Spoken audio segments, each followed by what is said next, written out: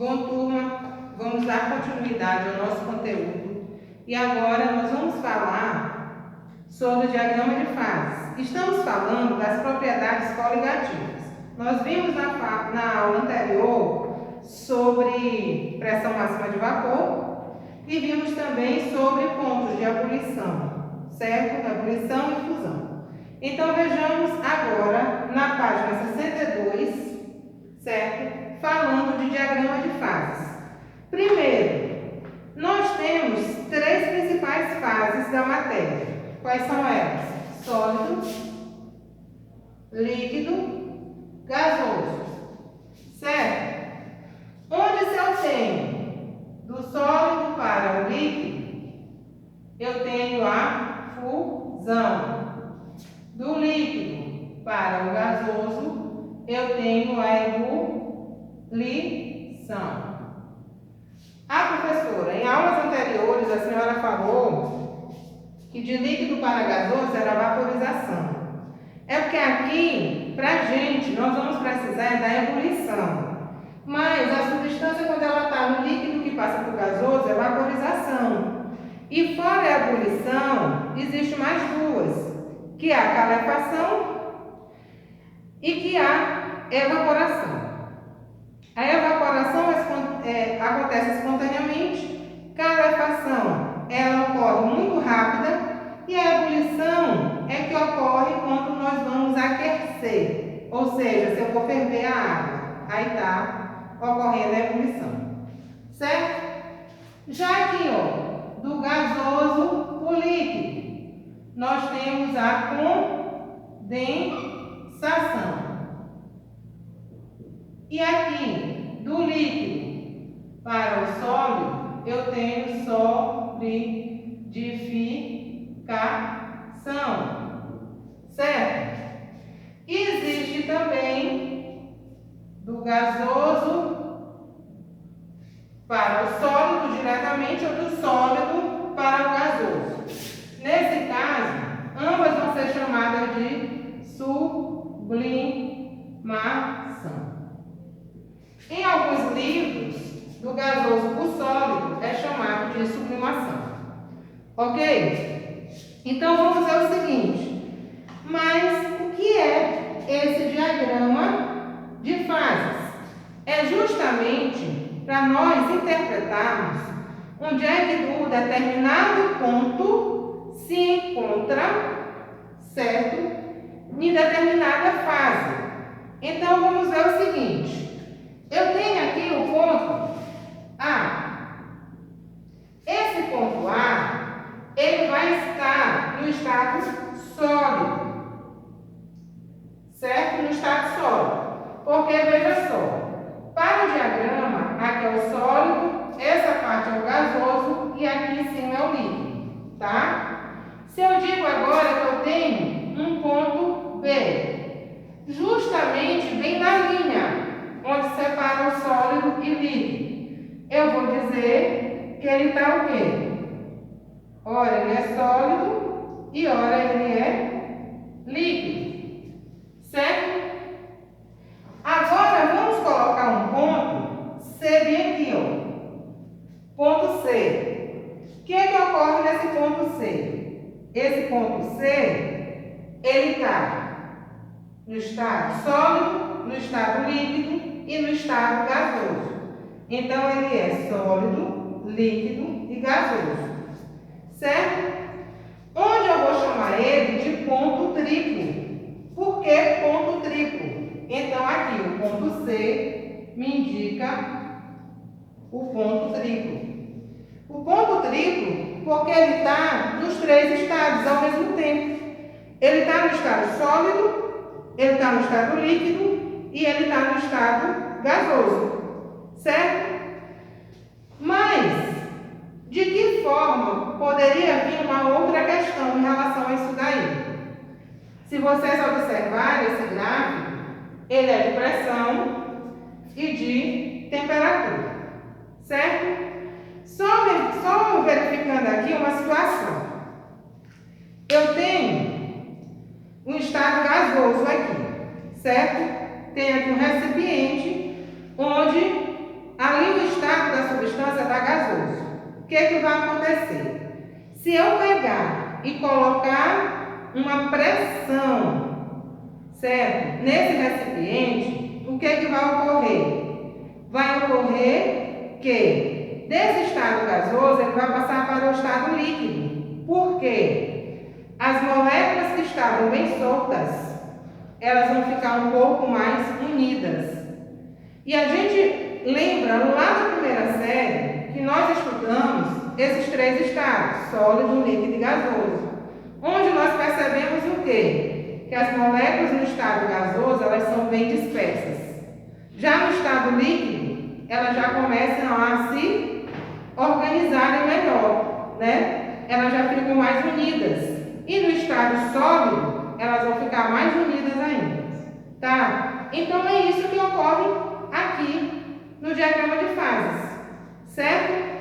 Então veja só, quando eu aumento a pressão de ar, ele fica no estado sólido o tempo todo, certo? A pressão não, a pressão, tá? Se de repente, o que acontece? Eu aumentar a sua temperatura, então ele vem para cá, ó. Ele passa do estado líquido, chegando até o estado gasoso, certo? Vamos supor que esse é o diagrama de fase da água, certo? Então, a água que era sólida, ela passou diretamente para o estado gasoso. Então, dessa forma, pelo esse diagrama, dependendo se a gente aumentar ou diminuir temperatura e pressão, as substâncias não, os pontos, certo? Eles podem estar no estado sólido, no estado líquido, no estado gasoso, ok? Certo, então fica aqui o nosso diagrama de fase, tá? Agora vamos ver uma das primeiras propriedades coligativas. Nós vamos chamar ela de tonoscopia. O que é a tonoscopia? É o abaixamento da pressão de vapor de um solvente puro provocado pela adição de um soluto não volátil. Então, veja só, eu tenho aqui o solvente, tá? O solvente está puro, que é a água. De repente, eu venho e adiciono quem? Adiciono a sacarose. O que vai ocorrer? Vai ocorrer o abaixamento dessa pressão, certo? Vamos observar aqui no gráfico. No gráfico, o que ele te diz? Ele te dá aqui, ó, solvente puro. Nós vamos observar que a pressão de vapor ela é maior. Quando eu adicionei sacarose, o que aconteceu? Essa pressão de vapor diminuiu, certo? Então, acompanhando bem aqui na página 62, ele vai te dizer o seguinte: vamos considerar uma solução aquosa de soluto não volátil, isto é, uma solução cuja temperatura de ebulição seja maior que a da água, como a sacarose. Ao se dissolverem as partículas de sacarose, se espalham entre as moléculas de água. Para que a dissolução ocorra, porém, deve haver uma interação entre soluto e solvente, o que só é possível se ambos apresentarem as mesmas características, ou seja, aquela regra de semelhante que dissolve semelhante. Então, o que a gente observa? Como a água é polar e a sacarose também, então um consegue dissolver o outro. Certo? Essa interação que permite as espécies químicas presentes na solução, ou que permite a dissolução da sacarose, dificulta a movimentação das moléculas de água na solução. Certo? Surgem interações entre espécies químicas presentes na solução. Ou seja, quando eu tenho a sacarose e a água, essas moléculas elas vão ter o quê? Uma dificuldade maior de se movimentar, certo? E com o resultado, a tendência da evaporação da água na solução passa a ser menor que da água pura. Então, o que ocorre aqui? Sempre nós vamos ter o quê? O solvente puro, certo? Ele tem um poder de evaporação maior do que quando ele está com o solvente não volátil. No caso aqui, a água, ela tem um poder de evaporação maior do que quando eu adiciono sacarose, certo? Ok. Então, o gráfico é esse, onde ele te mostra que esse ponto bem aqui é o abaixamento da pressão de vapor provocado pela adição de um soluto não volátil, certo? Outra coisa que ocorre, note que a pressão de vapor de um solvente em uma solução é menor que a pressão de vapor do solvente puro. O abaixamento da pressão de vapor depende da concentração das partículas dispersas na solução.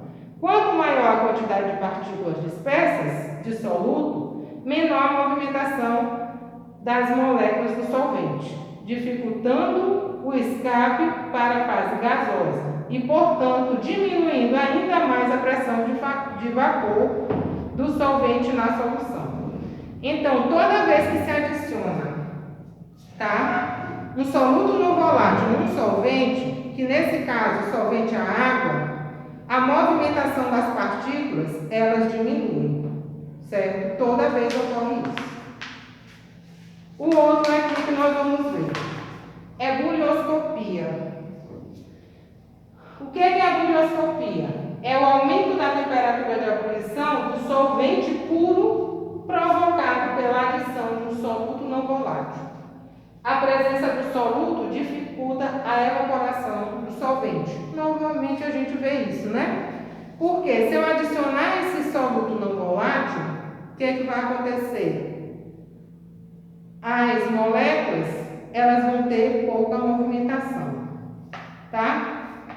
Então, o que diz aqui? A gente já sabe que quando a gente adiciona o soluto, existe uma dificuldade de evaporação do solvente. Assim, numa mesma temperatura, uma solução de sacarose em água, por exemplo, apresenta pressão de vapor menor que a da água pura. Isso significa que, enquanto a água pura ferve a 100 graus Celsius, temperatura em que a pressão de vapor se iguala à pressão atmosférica. A solução, por apresentar pressão de vapor menor, só ferverá a uma temperatura maior que 100 graus Celsius.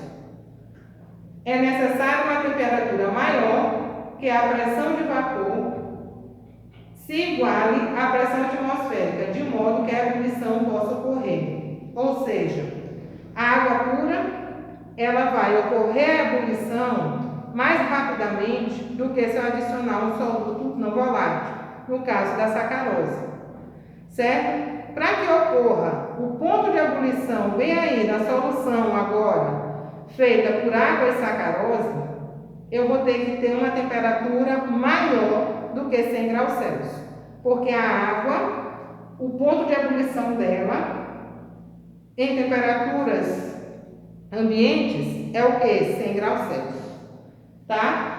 Aí nós temos aqui o gráfico para representar. Tem a pressão externa e a temperatura.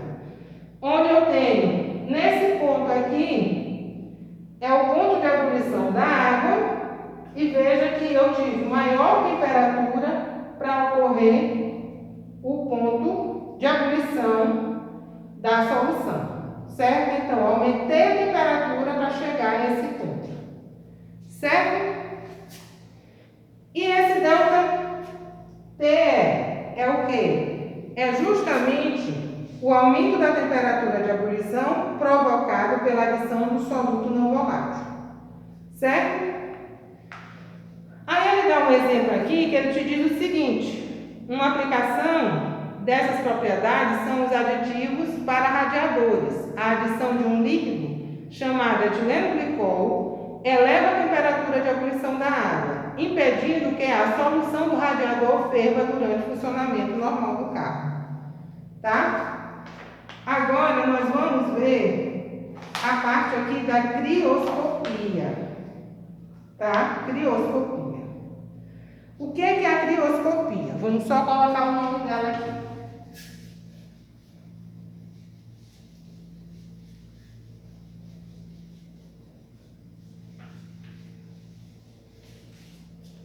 Então, crioscopia.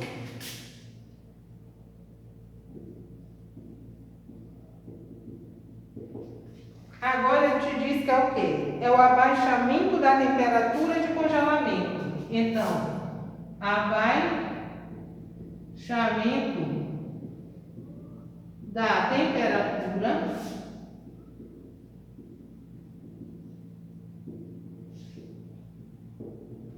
de congelamento,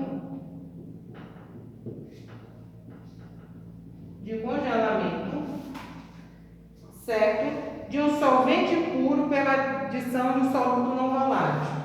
Então, dissolvente puro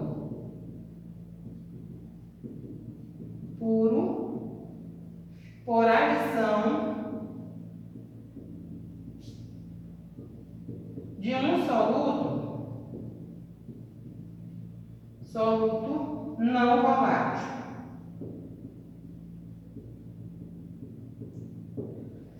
Essa questão de dizer não volátil é quando o soluto ele não tem facilidade de ser evaporado, tá?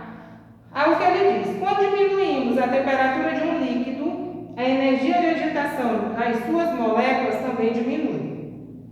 Assim, a movimentação dessas moléculas passa a ser menor e elas se aproximam. Foi o que eu disse anteriormente.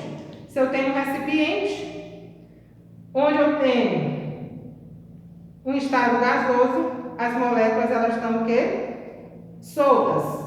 Se eu impor uma pressão, o que vai acontecer? Elas vão ficar com uma movimentação menor, certo? Mudando assim de estado, certo?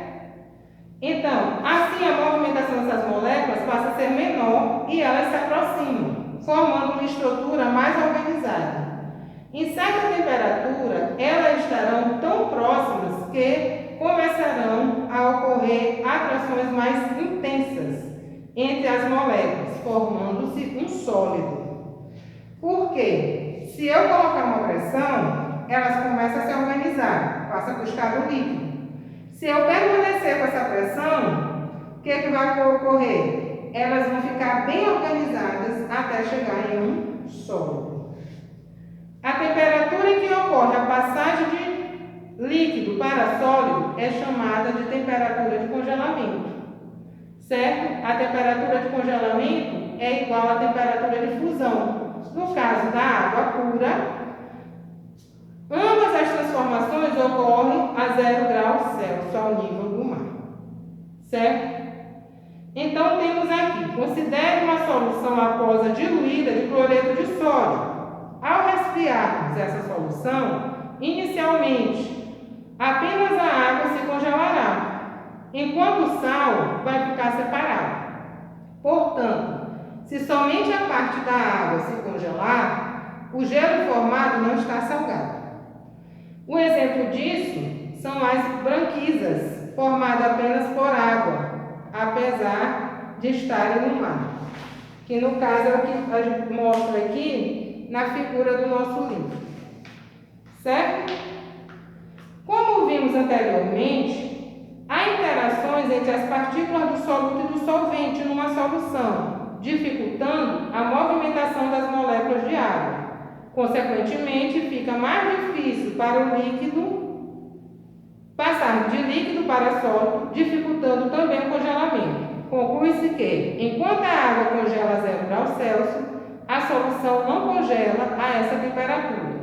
Para que o gelo se forme, devemos baixar ainda mais a temperatura da solução, possibilitando a organização das moléculas de água para a formação do estado sólido.